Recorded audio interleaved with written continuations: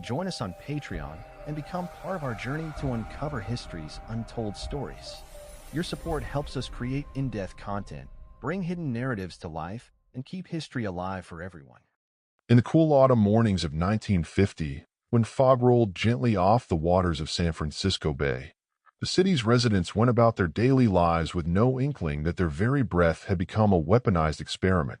The bustling wharves, cable cars clanging through the streets, and the aroma of sourdough drifting from bakeries painted the city with a sense of ordinary calm.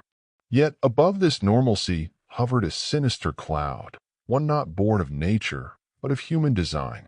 Without their knowledge, thousands of San Franciscans were transformed into unwitting test subjects in one of the United States government's most disturbing covert operations, Operation Sea Spray.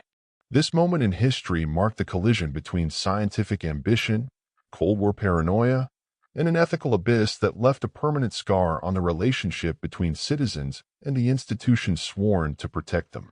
The origins of Operation Sea Spray were rooted in the geopolitical anxieties of the early Cold War. After World War II, the United States had emerged as a global superpower, locked in a bitter rivalry with the Soviet Union. The devastation of Hiroshima and Nagasaki had proven the destructive power of modern science, and military strategists fear that biological warfare might soon rival nuclear arms as a weapon of mass destruction. Government agencies, particularly the U.S. Army's biological warfare laboratories at Fort Detrick, Maryland, began to accelerate secret programs designed to test how pathogens or simulant microbes could be dispersed across civilian populations. To answer the question of how easily an enemy might launch a biological attack on an American city, they turned to live, open-air trials. San Francisco was chosen for more than just convenience. The city's dense population, coastal location, and characteristic fog made it an ideal test site.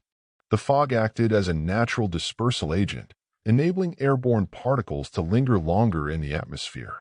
Additionally, its position as a major port city suggested a plausible scenario of attack from an enemy submarine or offshore vessel. Under the shroud of secrecy, military planners devised an experiment that was both audacious and chilling in its implications. They would release clouds of microbes into the city's air and track how far and how fast they spread. Between September 20th and 27th, 1950, the U.S. Navy carried out the operation using ships positioned just off the coast. From these vessels, canisters filled with Serratia marcescens and Bacillus globigii, bacteria then considered harmless, were sprayed into the atmosphere. The microbes, chosen because of their ease of detection and bright pigmentation, served as biological tracers. When aerosolized, they could travel on the wind currents and settle across large swaths of the city. Residents inhaled them unknowingly, absorbed them into their lungs, and carried them home on their clothing and hair. According to official military reports, the Navy calculated that nearly 800,000 residents of San Francisco were exposed during these tests.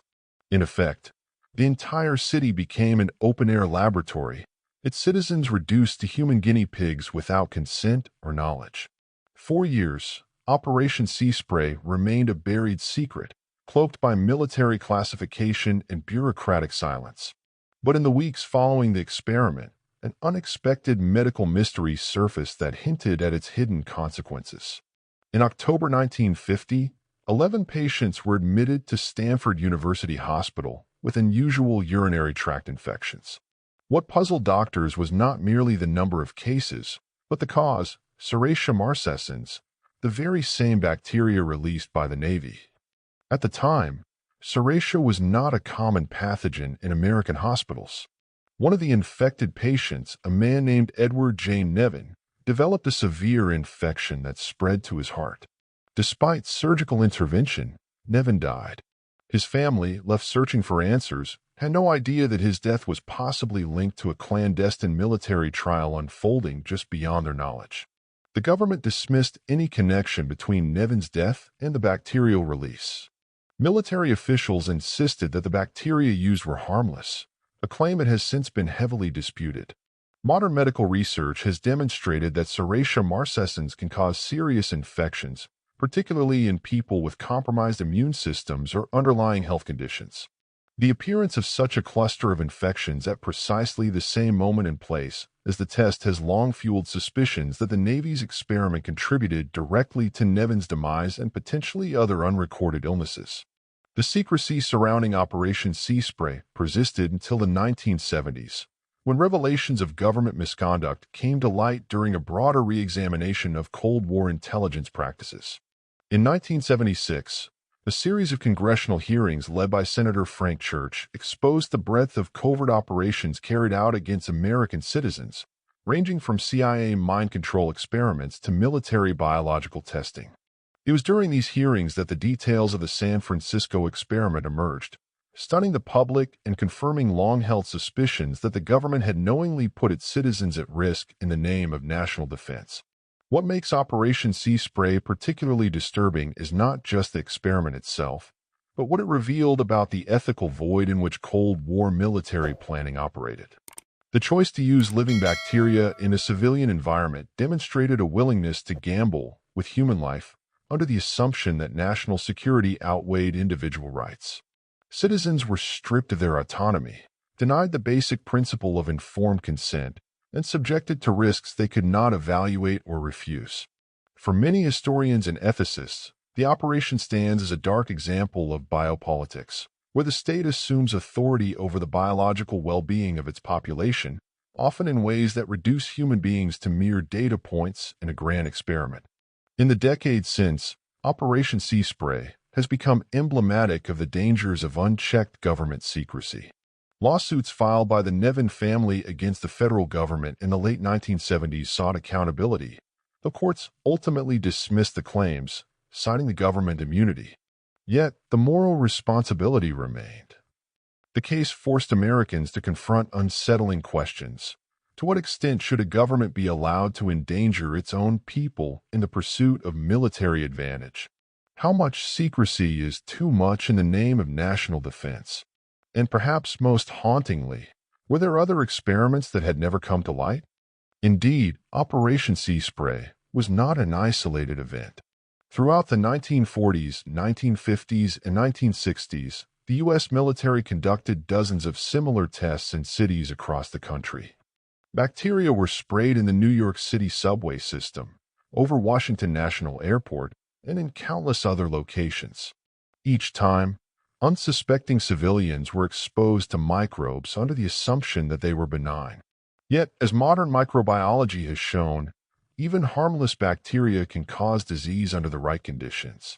The cumulative risk of these experiments remains incalculable, their true human toll obscured by time and official denial.